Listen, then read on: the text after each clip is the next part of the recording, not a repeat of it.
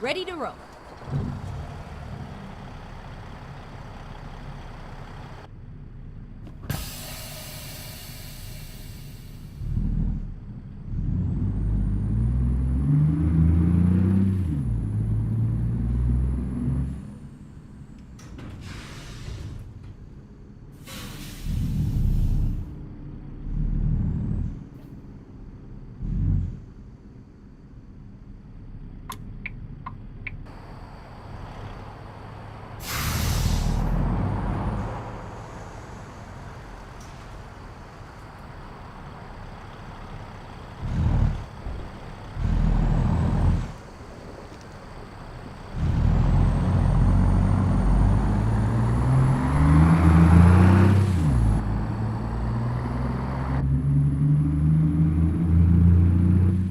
Get ready to turn left.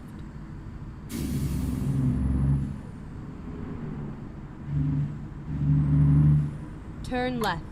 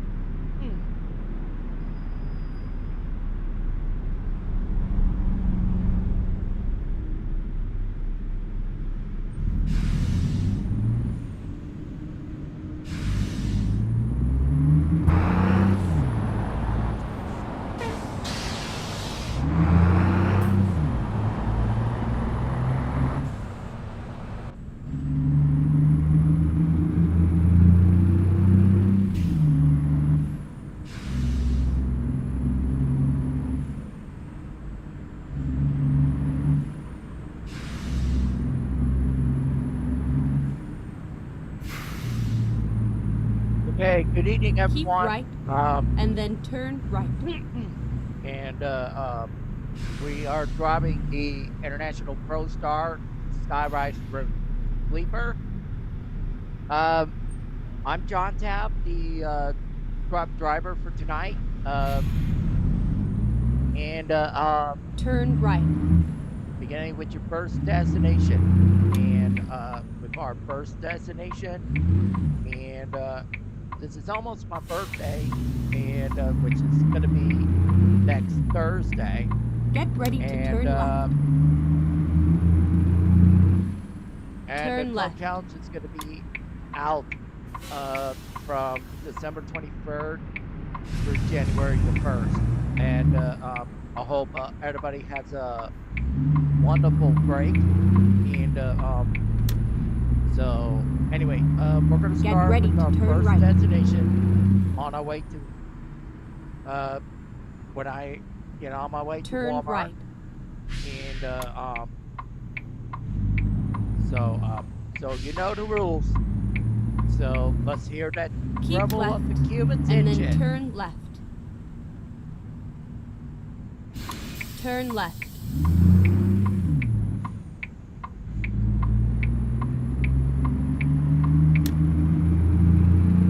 Get ready to turn right.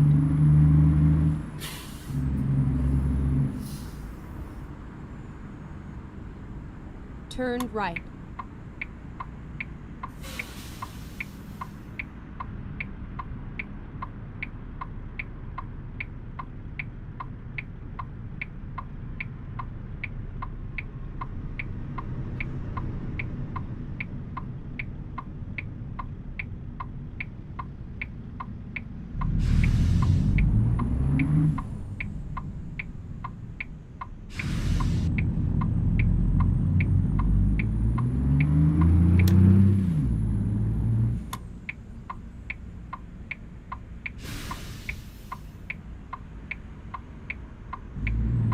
This is where it ends.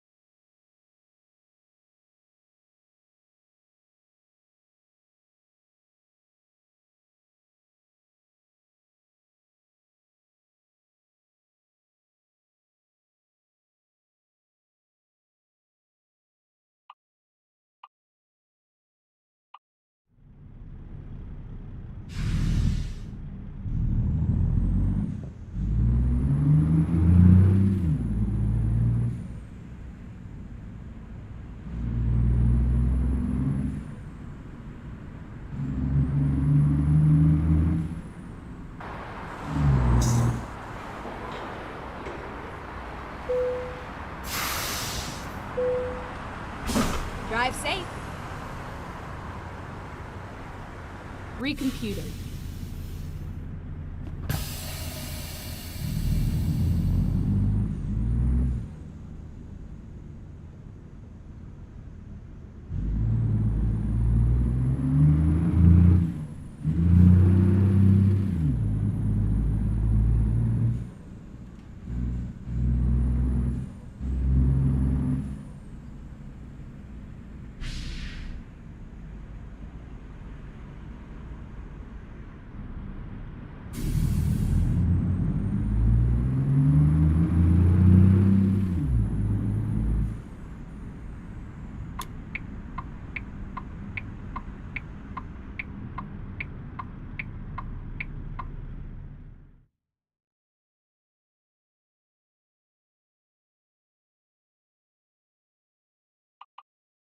with Kurdish forces, who Turkey sees as an enemy and linked with terror groups in Turkey. Turkey is a main backer of this rebel group ATS. That's HTS. That is Syria's new government. So how will the new government see the Kurds? Stay tuned. NPR's Tom Bowman. Thank you. You're welcome.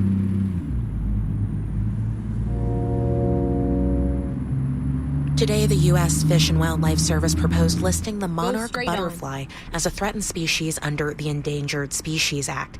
If approved next year, the monarch would become one of the most widespread species to receive such federal protections. Here with more is NPR science correspondent Jonathan Lambert. Hey there. Hi, Juana. So, Jonathan, just start by telling us what this decision means. Yeah, so under the Endangered Species Act, a species gets listed as either threatened or endangered. Endangered species are close to extinction, and so get all sorts of automatic federal protections. Like, you can't kill an endangered species, and you can't do certain harmful activities on habitat that they might need to survive. Today, the government is proposing to list the monarch as threatened, which means it's at risk of becoming endangered, but not quite there yet. That gives the government a little more wiggle room to tailor the protections that a species gets. In this case, monarchs got a lot of wiggle room and some pretty broad exceptions, especially for agriculture. Got it. Okay. Can you remind us why some people say the monarchs need these sorts of protections? Yeah, so monarchs have this really remarkable lifestyle where they take these long-distance migrations over the course of several generations, some traveling thousands of miles between breeding sites and overwintering sites. That means they're found in almost every state, so they're not super rare.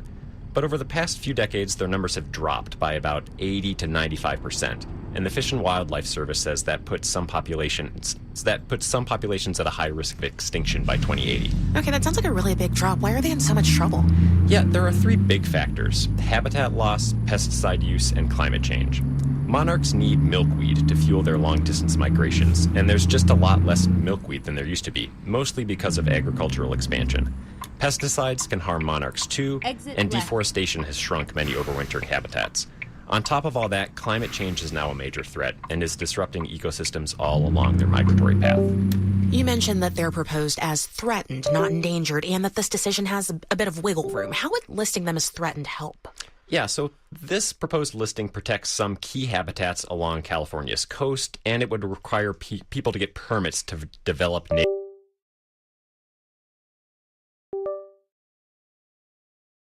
This programming is sponsored by Texas Mutual Insurance Company, a workers' comp carrier dedicated to handling claims proactively to help injured employees get back on the job and policyholders get back to business. More at texasmutual.com/claims. Pesticides in the final decision. What kind of reactions have you been hearing to this? Yeah, the biologists I've spoken with are really excited. They're still poring over the details, but they largely think the proposed listing will help monarchs without being overly restrictive on a species that's so widespread. And they also hope this energizes efforts to protect monarchs, everything from state conservation plans to just growing milkweed in your backyard, which can actually make a difference. Okay, Jonathan, what comes next? So the public has until mid-March to comment on the proposed listing, and then the Fish and Wildlife Service will work on drafting a final rule, which could take about a year. But some conservation advocates worry that the incoming administration could weaken the power and scope of the Endangered Species Act, as they did the last time around, and that could ultimately throw the monarch status into limbo. NPR's Jonathan Lambert, thank you so much. Thank you.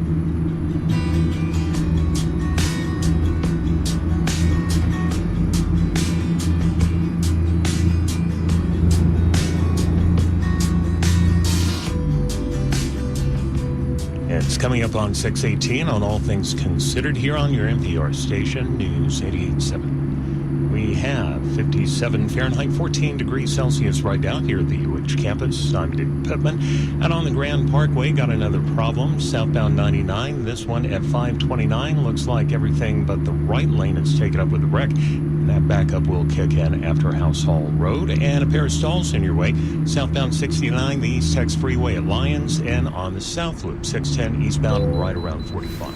PBS NewsHour. Now more than ever, you need news you can trust. For nearly 50 years, millions have turned to PBS NewsHour for the solid, reliable reporting that has made NewsHour the most objective and credible news program on television. Unbiased, in-depth news that delivers substance over sensationalism. Elections, conflict, climate. Trust a news source that cuts through the noise with news that matters. Fair, thoughtful coverage of the events that impact our lives. PBS NewsHour, weeknights at 6 on Houston Public Media TV 8.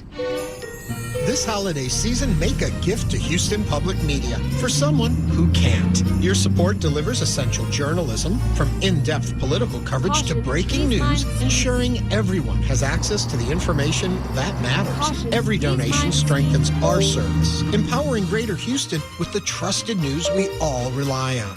Give for someone else today at houstonpublicmedia.org/donate. When it comes to cryptocurrencies, a millionaire can become a former millionaire in a matter of seconds. And I was sitting in the car.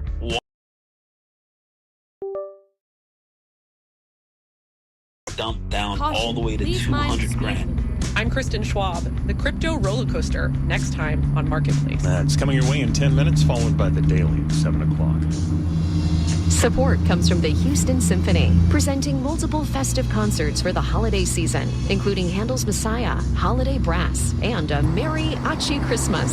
More information and tickets available at houstonsymphony.org/holiday. We have a wind advisory along the coast until midnight. Winds out of the northwest gusting up to around 40, and a freeze warning will kick in at 3 o'clock tomorrow morning, running until 8 for Waller and Montgomery counties. Lows expected up there between 28 and 35. The rest of it's right around 40 at 6:20. Support for NPR comes from the station and from Workday. With AI at the core of its system, Workday is committed to delivering continuous innovation to prepare organizations for what's next. Workday, an enterprise platform for finance and HR rockstars. And from the NPR Wine Club, bringing people wines inspired by NPR shows. Whether purchasing a few bottles or joining the club, every purchase supports NPR. Available to adults 21 or older. NPRWineClub.org. This is NPR. From NPR News, this is All Things Considered. I'm Juana Summers. And I'm Ari Shapiro. The last time we spoke with the family of Austin Tice, it had been a decade since the freelance journalist went missing in Syria. Here's what his mother, Deborah, told my colleague Mary Louise Kelly 2 years ago. He is in Syria. That is a certainty. And he's definitely being held with a government-related entity. So some kind of group or entity with ties to the government of Bashar al-Assad. Yeah. Well, now the government of Bashar al-Assad has fallen. And so as people flood out of Syrian prisons, Austin Tice's family hopes their loved one will be among them. Two of his siblings are with us now, Jacob Tice and Abigail Edburn. Good to have you both here. Thanks so much for having us. Yes, thank you. To be here. Things are moving so quickly. What is the latest information you have? Well, the latest information that we have is that Austin is alive. He is in Syria, and we are advocating, as we have been doing these last couple of days, that anyone who can help bring him home, who can help get him back to his family, and do whatever they can to make that happen. That information that he is alive and in Syria is what your mother said at a press conference on Friday, and then over the weekend, President Biden said, we believe he's alive, we think we can get him back, but we have no direct evidence of that yet, and said the U.S. doesn't know where he is. I'm sure you don't want to jump to premature conclusions, but if he is alive and the government has fallen, do you now believe it's just a short matter of time until you see him again? You know, we're certainly hopeful of that. And like you're saying, with so many changes and also seeing so many other families get reunited with people that have been in captivity so long, it definitely increases our hope that that's also going to happen for Austin. It's been reported that there's now a manhunt in Syria for him, that it is all hands on deck, that the U.S. Special Envoy for Hostages went to Syria himself, according to the Washington Post. Do you know what this manhunt looks like? You know, we're not on the ground there, and at the end of the day, we're not foreign policy experts. We're not Middle East policy experts. We are just a family wanting our brother to come home. So we are extremely grateful for all of the effort that seems to be being put into the search for Austin right now, and we are so hopeful that those efforts will bear fruit and that Austin will come home soon. I mean, what's it like for you to imagine at this moment Americans and others literally spread out all across Syria looking for your brother? Like, I don't know if they're going cell to cell or what, but... Yeah, I mean, it's absolutely amazing. And we have so many people that have truly dedicated their lives these past 12 years to helping Austin. And for them just to drop everything, show up there, do whatever they can, I mean, it's incredible. And yeah, hopefully they find him. It has been 12 years. He has not been seen even on video since 2012, when there was footage of him being blindfolded, dragged up a hill by a bunch of armed men. Do you imagine what he looks like today? What his voice sounds like? How much he's changed? I am excited to see him. Well, what that looks like is hard to think about. It's hard to imagine. One of the things that gives me hope, that keeps that light on in my heart, is that Austin has always been able to forge relationships in every context in which he's operated. I know that he is compelling as a man. He is so friendly and outgoing, and I can only imagine that that has served him well over these 12 years. Abigail, do you think about hearing his voice for the first time in 12 years? Oh, of course I do. And I mean, my number one thing that I'm excited for is for him to meet my kids. He's met one, my oldest daughter, but I'm just like, and they obviously know they have this uncle and they've heard all the stories about him. And so to see that happen is like just the number one thing that I'm excited for. How old are your younger kids? So I have 15, 8, and 5. So the 15-year-old, he was kidnapped when she was 3. So he'll basically get to re-meet her as a young woman as well. What has your practice been for getting through these 12 long years? How have you kept your equilibrium during stretches where there has been no news of his whereabouts at all for years at a time? Go straight You on. don't do it years at a time. I would say that you do it every day.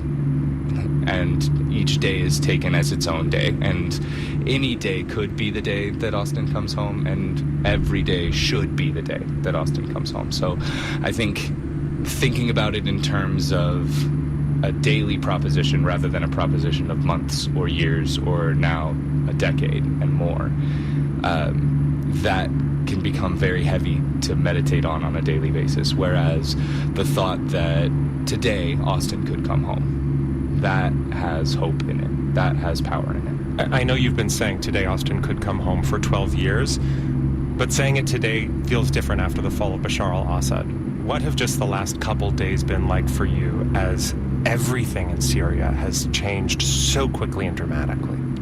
I mean, these past few days have been incredibly intense, and it does feel so different than how it's felt in the past. It feels like anything is possible, like, because no one saw this coming, so no one knows what could happen next, and so we're just hoping that what happens next is what we've been wanting for the past 12 years. But it does feel like a very unique opportunity. It's also incredible for us. This is the first time that our entire family has gathered in D.C. Because you're spread out all over the place. Jacob, you live in Washington State. Abigail, you live in London, but you've all been in D.C. for a little while now.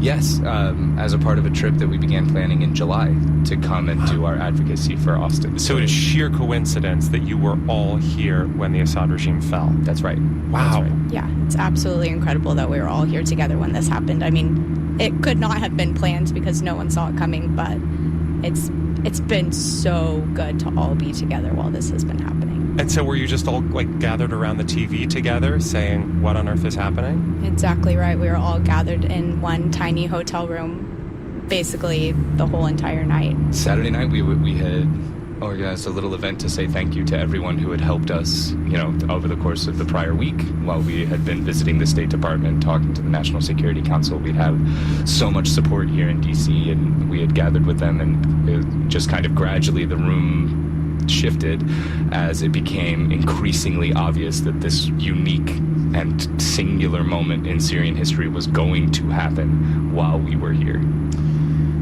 Your family has had a lot of Christmases without Austin, and the holiday is 2 weeks away.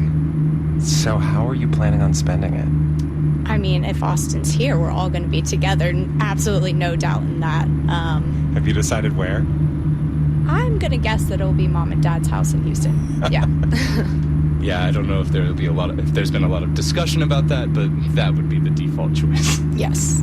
And are you allowing yourself to think about if this is yet another Christmas without him? I think we'll just take it day by day, and hopefully that's not the case. Abigail Edburn and Jacob Tice, two of the siblings of Austin Tice, an American journalist who has been held in Syria for 12 years now. Thank you for coming into the studio today. Thank you so much. We really appreciate it. Yeah, thanks for having us. This has been so meaningful to us as we seek support in bringing Austin home. It's coming up on 6:29, and you've been listening to All Things Considered on your NPR station, News 88.7. Marketplace is 1 minute away. Tonight on Houston Public Media TV8, it's Ken Burns, One Nation, Many Stories. Explore his work such as country music, Muhammad Ali, and others in interviews with the filmmaker and his colleagues. Tonight at 7 on TV8. Support comes from members like you and from Blake Hillegeist Real Estate, independent commercial and residential real estate broker with over 30 years experience guiding clients through economic downturns, realty challenges, and everyday life situations. More information at blakesellshouston.com. And from Signified Business Cash by Wells Fargo. With this business credit card, cardholders can earn rewards on business purchases with no caps or categories to track. Learn more at wellsfargo.com/signify. Terms apply. Southbound 99 at 529 still have that wreck. At last check, it was blocking both of the main lanes, and you're going to be backed up before Tuckerton. And now we have wreck southbound, it looks like northbound actually on the Southwest Freeway, right before the downtown spur in the center lane, 630.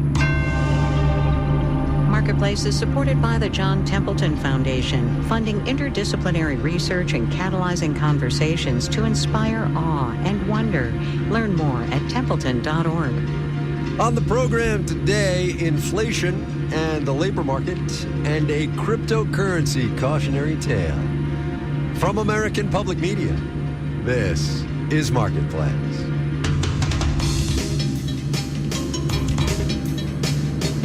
Marketplace is supported by Bitwarden, with a reminder that a password manager can be a valuable gift for friends and family who need help protecting their personal accounts and devices. Available at bitwarden.com. And by Revenued, providing working capital for businesses whose cash flow is holding them back. Revenued approves businesses based on revenue, not credit, and funds can be approved and available in just 1 day. Visit getrevenued.com. And by Babbel for Business. Babbel's professional language learning platform offers practical and industry-specific language courses designed for faster, better learning and a more culturally inclusive workforce. Learn more at babbelforbusiness.com.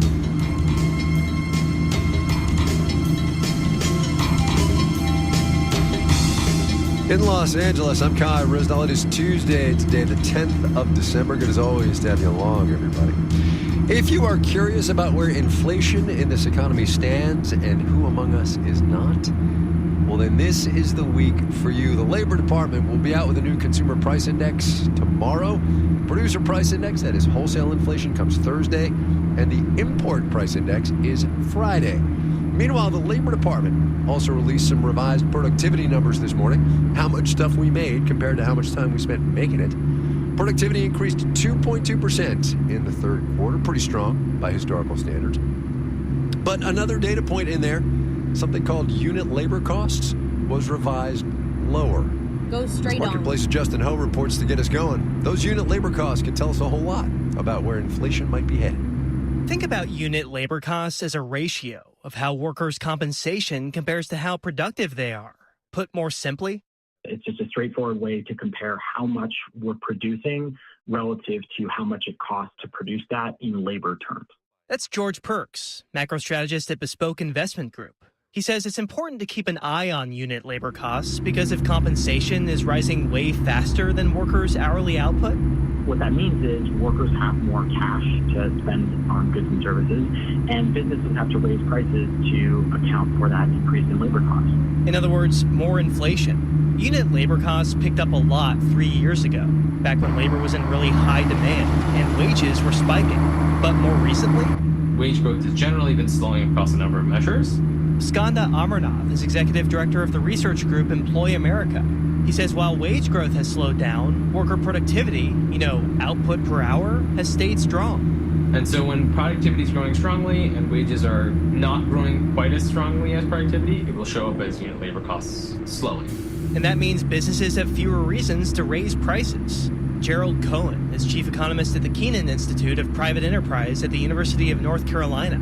He says labor costs are a huge part of what goes into making a good or providing a service. And if labor costs are slowing down while businesses are getting more productive, the cost of what you produce is growing more slowly, and that means you don't need to have the increases in prices to retain your profit margins. In fact, Cohen says unit labor costs are growing at a slower rate than inflation, which can help cool off prices even further. And that's kind of the holy grail of what we want. You have wage costs growing more slowly, and so prices can grow more slowly, and so you have downward pressure on inflation. And that could help the Federal Reserve finally bring inflation closer to its 2% target. I'm Justin Ho for Marketplace. Wall Street on day 2 of this trading week? Nope. We'll have the details when we do the numbers.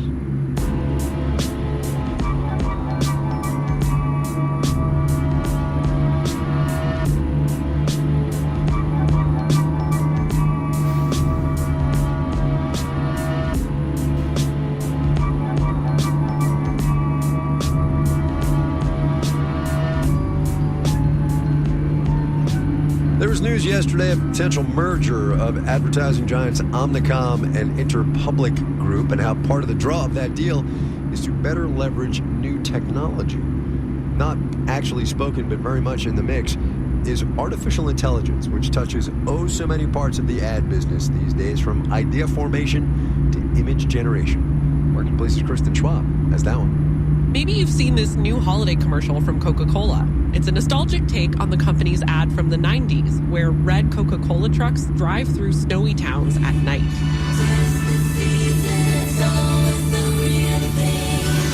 Always the real thing. A little ironic since, as many have pointed out online, the ad was made by AI. Phil Gorin is with advertising company Dentsu. It a little bit missed the mark because it was kind of giving over the tools of creativity to the machine. The commercial has a high-resolution, cartoonish touch. At one point, a polar bear appears to have 2 left paws. Gorin says it just kind of takes the beauty out of it. As great as AI is, it could be a little bit formulaic. It's why he says for now, AI isn't often used to create full ads, but to clean up or create backgrounds. Scott Everett at ad agency PMG says they mostly use AI during the idea generation stage. It works wonders in helping us to rapidly pressure test ideas and visualize ideas. To say, figure out if the ad should take place at an airport or a train station. AI can make a quick mock-up. That kind of power saves time, allowing one team member to do the work of a handful. But Everett says most companies are hesitant to create fully AI-generated commercials because of copyrights. Because AI is drawing on a knowledge base of content, that has a roster of original creators, it creates some, legal gray area. Brands are also worried about consumer backlash, a la the Coca-Cola commercial. Kartik Hosanagar directs the AI Center at Wharton. If consumers know that a creative work or creative product is AI generated, their preference for such tends to be lower. If they know. Hosanagar says soon AI will be so good, no one will recognize the difference. I'm Kristen Schwab for Marketplace.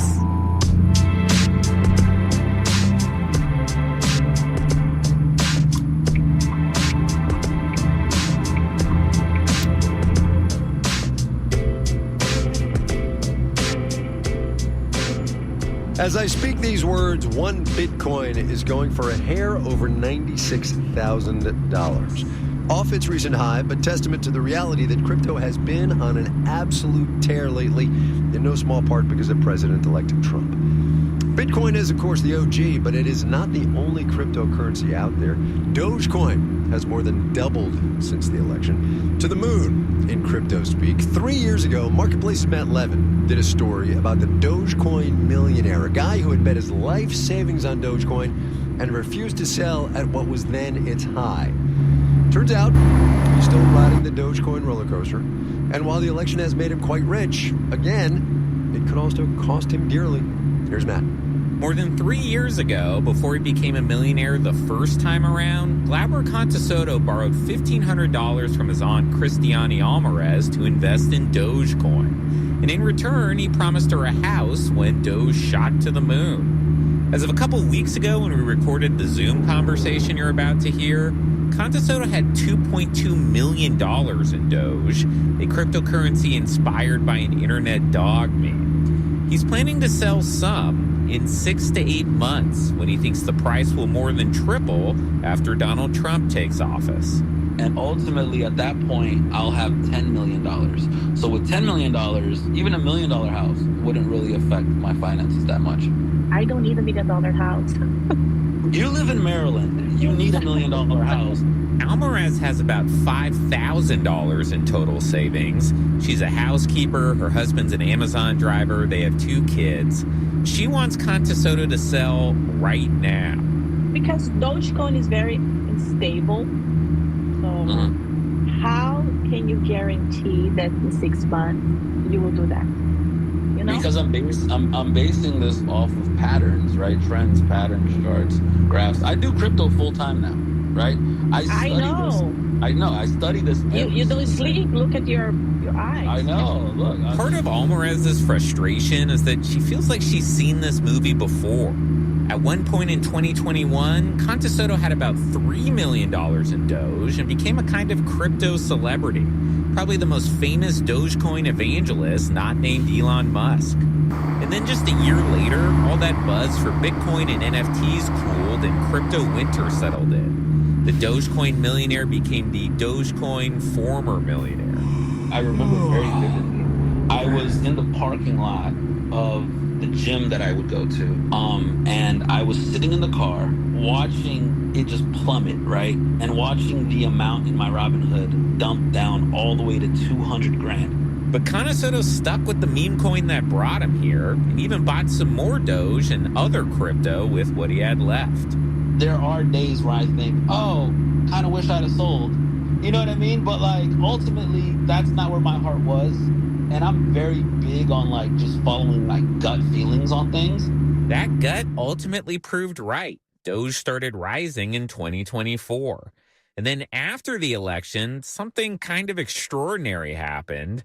One of those glitches in the matrix that makes you question whether you're living in a simulation. There we go. We have a statement from the Trump staff, and I'll read this out. This is Fox News.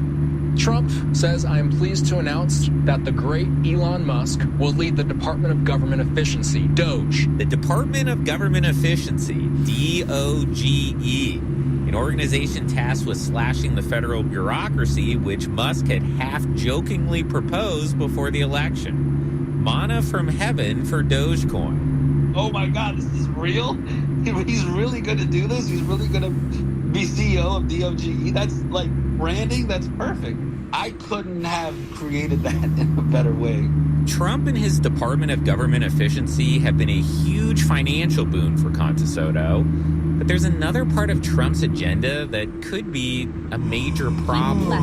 I am currently undocumented as of right now. I don't have papers.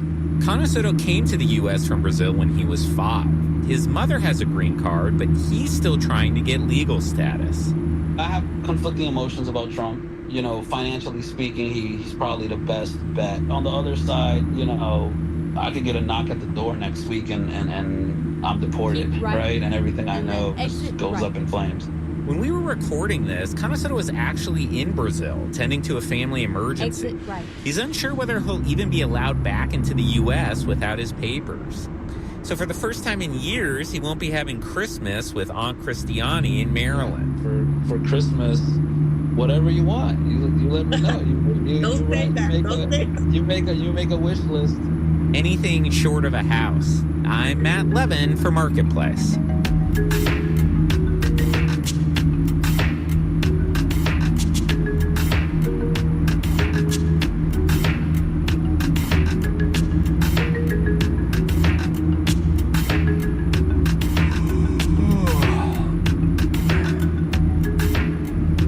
Coming up, they're going to have to carry my dead body out of this house. Gives a whole new meaning to no place like home, right? First, though, let's do the numbers. Dow Industrial's off 154 today, 0.4%, 44,247. The Nasdaq down 49 points, 0.25%, 19,687. The S&P 500 subtracted 17 points, 0.3%, 6,034. Oracle had a pretty bad day with shares down just under 7% after reported earnings per share a penny behind analysts' expectations. 1 penny. Microsoft down 0.6%. Meta added 0.9%. Designer Brands, owner of DSW shoe stores, reported earnings today and said sales fell in the third quarter and reduced its outlook for the year. Nevertheless, Designer Brands up 3.8%. Go figure. You're listening to Marketplace. The Numbers is supported by Odoo.com, your entire business on one platform. Marketplace is supported by Progressive Insurance, providing direct car insurance rates side by side with other insurance carriers. Customers can see rates and find an option that works for their needs. Now that's Progressive. Learn more at Progressive.com. And by the Peter G. Peterson Foundation, a nonpartisan organization dedicated to raising awareness and accelerating action on America's fiscal challenges to build a brighter economic future for the next generation. Learn more at pgpf.org. And by Fortune, dedicated to empowering leaders to make intelligent business decisions and delivering unbiased reporting since 1929. Subscription options, email newsletters, and more available at Fortune.com.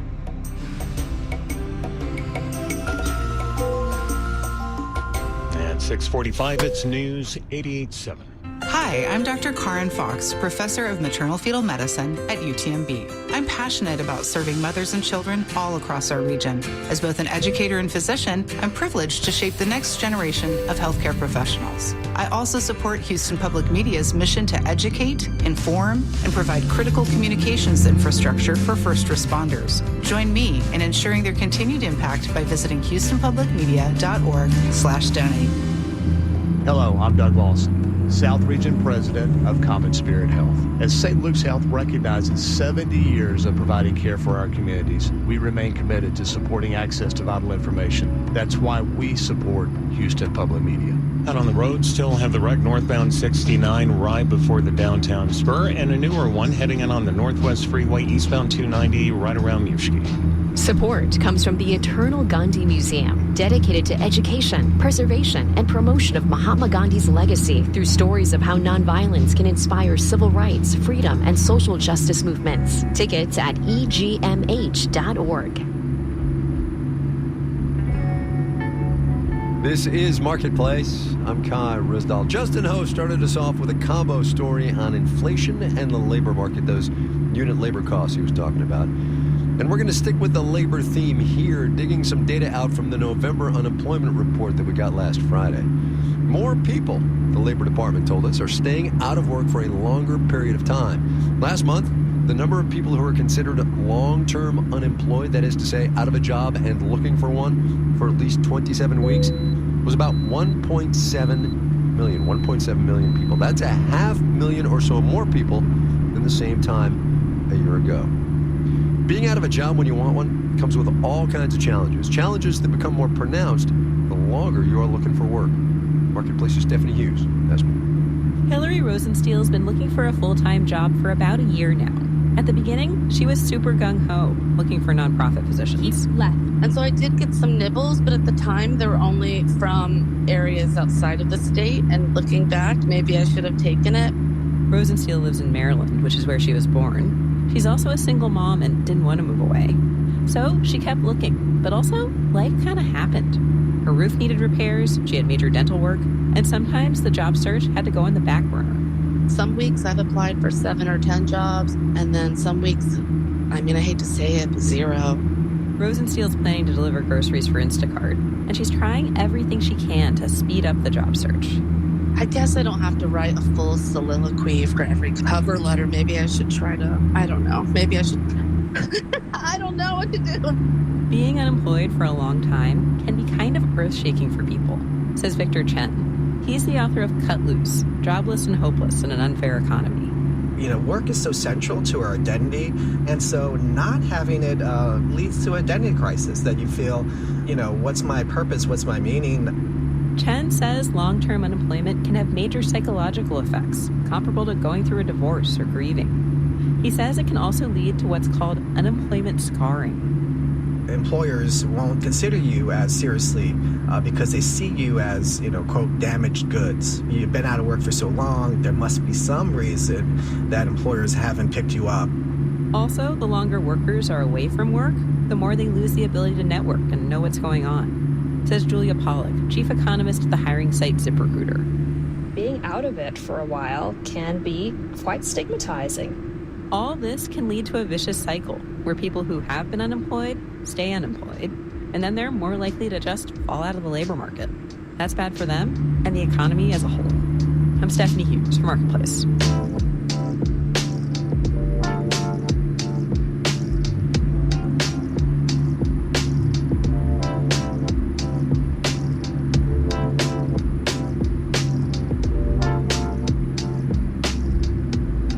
There are two basic challenges as the automotive slice of this economy goes electric. The first is getting people to buy EVs. We've talked a lot about that. And then there's the charging conundrum, which is basically an infrastructure challenge, getting enough public chargers out there to meet the growing demand. And on that score, there's a new technology coming that would take electric vehicle charging to the streets, or to the street lights, anyway. A company called VoltPost says that next year it's going to install about 100 lamppost EV chargers in New York, Illinois, and Michigan. It's not going to be easy. There's coordination that's going to have to happen between VoltPost and public or private lamppost owners and utilities. And you can't really find VoltPost chargers in the wild yet, but Michigan Public's Laura Weber Davis did get a sneak preview. The VoltPost charger is a 9-foot cylinder that envelops a single lamppost. You scan a QR code to pay for the charge. The charge cord releases out from the box, and you plug it into your car. When you're done charging, the cord spools back into the cylinder. Kind of like a vacuum cleaner cord. But if I called it a vacuum cleaner cord, our product team would be very sad.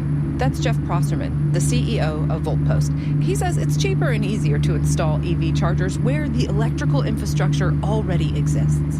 And because of streetlights, there's this grid of wiring all laid out curbside. So people talk about opportunity charging, and this really provides the ability for people to charge where they are or meet them where they park today.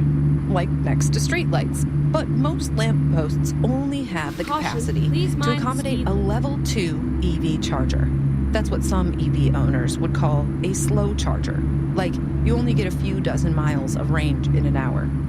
Whereas fast chargers, level 3 chargers that you might find at like a big box store parking lot, well, those can get you full range in about a half hour.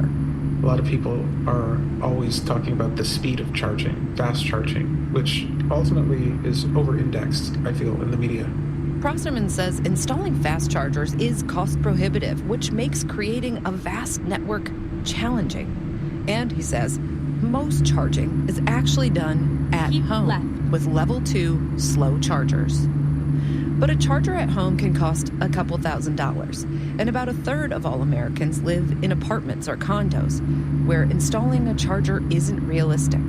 I personally do not have access to charging at home, and I love my EV. I don't ever plan to drive a gas car again. That's Alexia Melendez-Martineau with Plug-in America, an electric vehicle advocacy group. She says she charges most often with level 2 chargers while she's out and about, picking up 20 miles of charge here, 40 miles there. We're used to fueling, traditional gas cars where you kind of drive until you're empty and you fill up the tank until full. With EVs, the behavior changes so that you're plugging in, little bits at a time. Because it is like an iPhone, right? That's Stephanie Valdez-Streety at Cox Automotive. She says a big hurdle for the growing EV sector is that the public isn't accustomed to charging a car like a phone or a computer. Like any kind of change management or changing, it takes a long time. So I think it goes back to kind of this level 2 that you're talking about, ensuring that there's a lot of level 2 charging. She says fast charging is important so that drivers feel like they can juice up quickly on long hauls. But, she says, there's also an important role to be filled with ubiquity in chargers. And that's where VoltPost comes in. Jeff Prosserman says, think about how many electrical outlets are in the room that you're in right now. And the answer is probably that you don't know. And he's hoping EV chargers become just as common. As we fast forward in the next 5-10 years, the plugs are just going to be everywhere. Like maybe under the glow of your neighborhood streetlight. In Detroit, I'm Laura Weber Davis for Marketplace.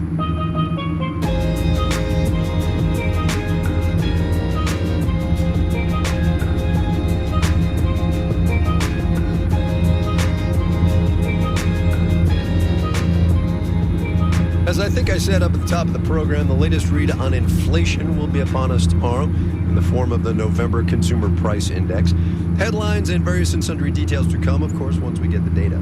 But over the past couple of months, years actually, what the Bureau of Labor Statistics calls shelter inflation has been especially high. In layman's terms, that means, among other things, that buying a home now is a whole lot more expensive than it used to be. Not news, I know. But even if you got in when prices were good, buying is one thing. Covering the taxes to live in said home, that can be a whole nother thing. Here's today's installment of our series, Adventures in Housing. My name is Charlotte Kreutz. I live in Jersey City, New Jersey. My husband and I live in a 1877 Victorian home in downtown Jersey City. It's a row house. There are about 8 of them. They're all 4 stories. Some of them have been turned into apartments. Ours is one of the few that none of the details or anything have ever been touched. Rerouting. My husband Tom and I moved over to Jersey City in 1994 because I was pregnant with my first kid, and we bought our first house in 1995 for $166,000. I'll find a new route. We could move in right away to most of the rooms. Some of the rooms down on the garden floor were in really bad shape, but the top apartment could be rented out for 3 people. It had basically 3-bedroom duplex. And we started doing that right away because, of course, now we had a mortgage and a kid on the way, and we needed the extra income. After years of pretty simple, easy living, I lost my job in 2018, and the property taxes skyrocketed. Jersey City had not done an assessment on properties for 20 years. When we bought the house, they were $8,000. They went up almost immediately to about $24,000. Okay. I had been thinking about doing an Airbnb, but all of a sudden it was critical to do an Airbnb because we needed a lot of money to keep paying the property taxes. So that's what I did. Both of my daughters had moved out, so that wasn't a big deal. I put up my notice for the Airbnb and sort of went, oh, well, this will take a while to get going, and hardly turned around, and all of a sudden there was bookings coming in, and I was not prepared for that.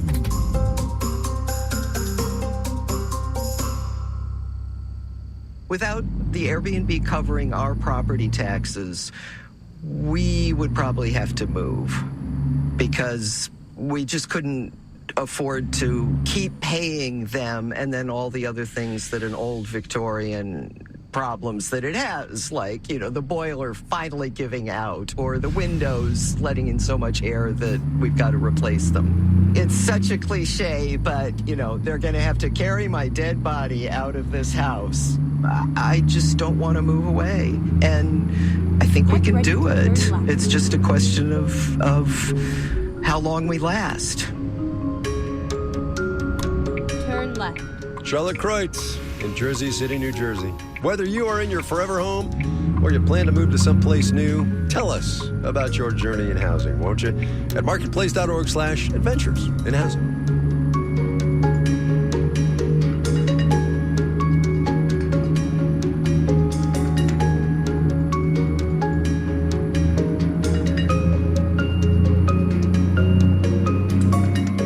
Marketplace is supported by JLL, committed to finding smarter ways to tackle business goals with commercial real estate solutions. From sustainability to discovering workspaces, JLL.com. JLL, see a brighter way. This final note on the way out today, none owe my business, I know, but how do you feel about your job? And related, how do you feel about your pay? I'm asking because there's a new survey out from Pew on exactly those two topics. It turns out that we, that is, American workers, we like our jobs. 88% of us are either extremely or very satisfied with what we do for a living. Nearly a third of us, though, are either not too satisfied or not at all satisfied with our pay. Our digital and on-demand team includes Carrie Barber, Jordan Manji, Dylan Mietinen, Janet Wynn, Olga Oxman, Ellen Rolfes, Virginia K. Smith, and Tony Wagner. Francesca Levy is the Executive Director of Digital and On-Demand. And I'm Kai Risdall. We will see you tomorrow, everybody.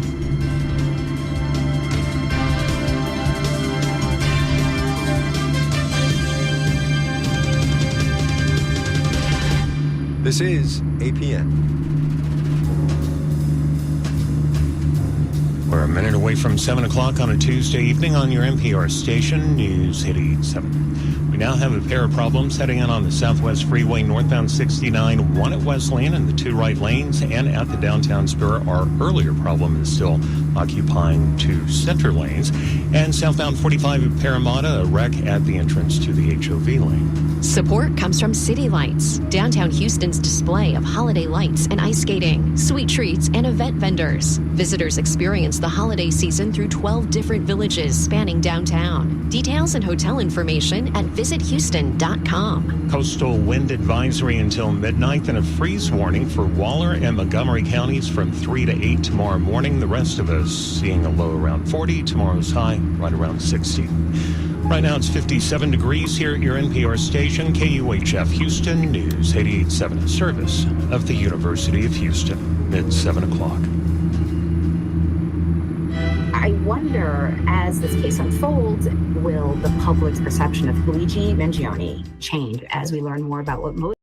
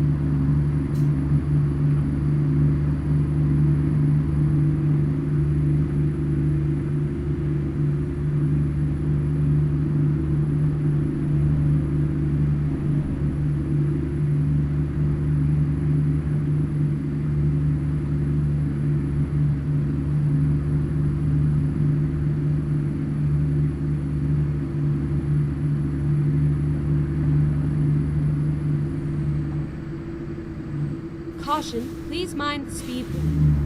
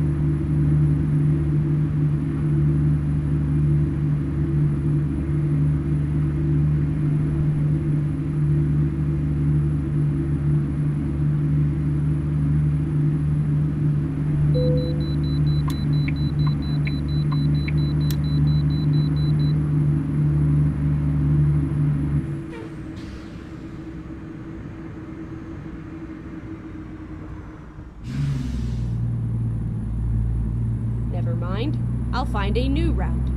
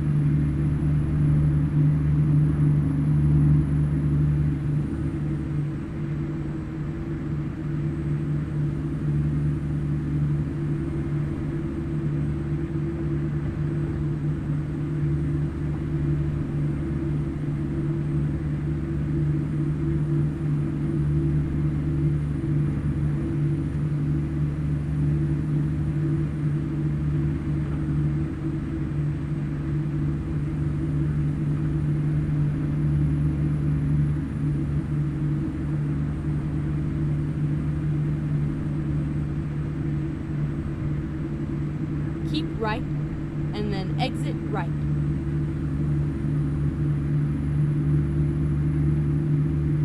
Exit right.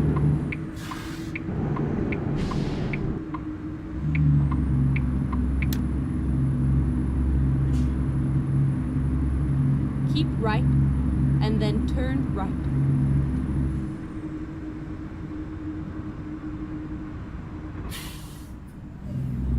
Turn right.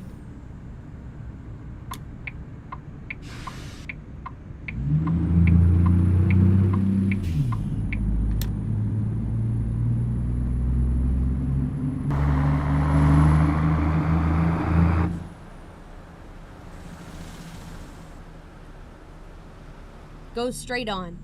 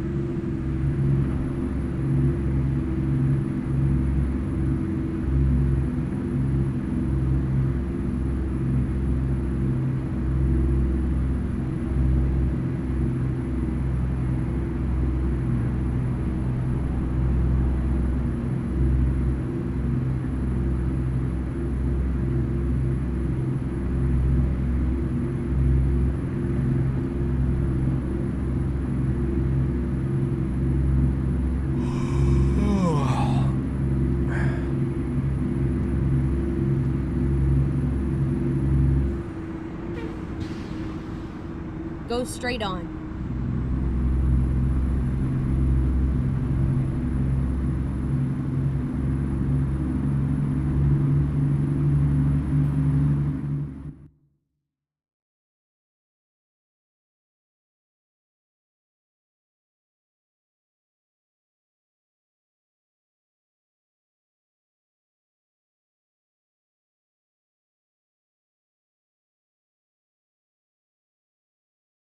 Okay, here we go.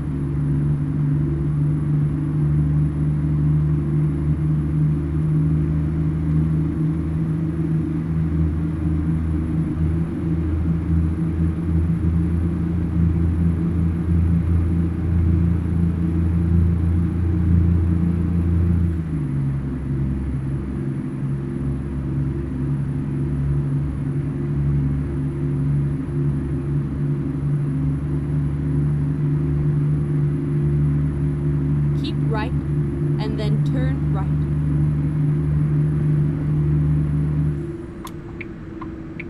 Turn right.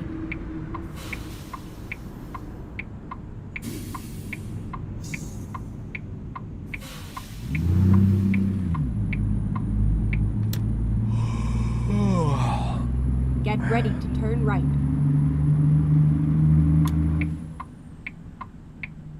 Turn right.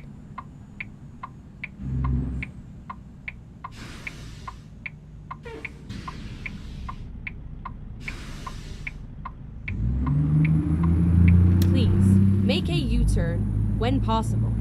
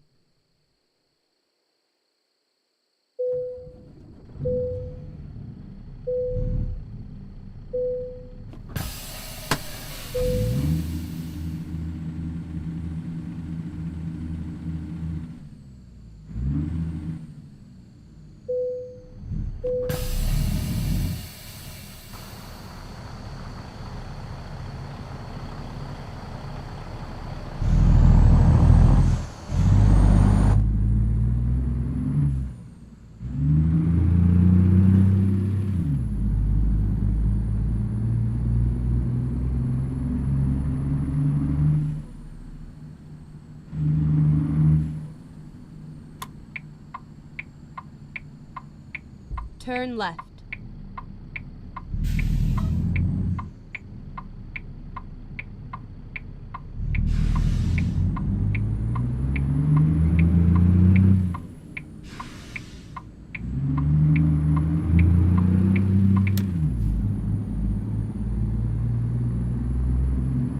Keep right, and then turn right. Turn right.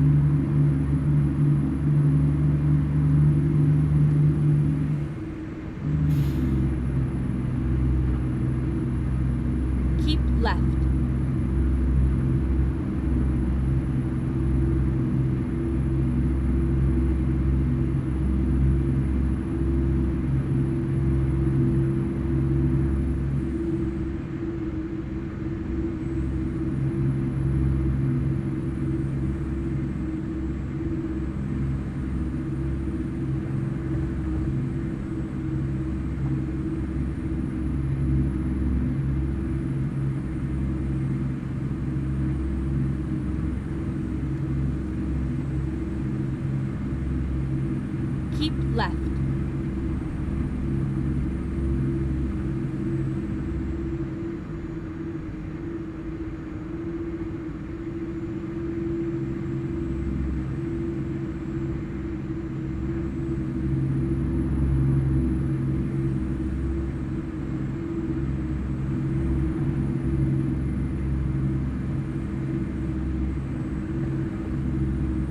Keep left.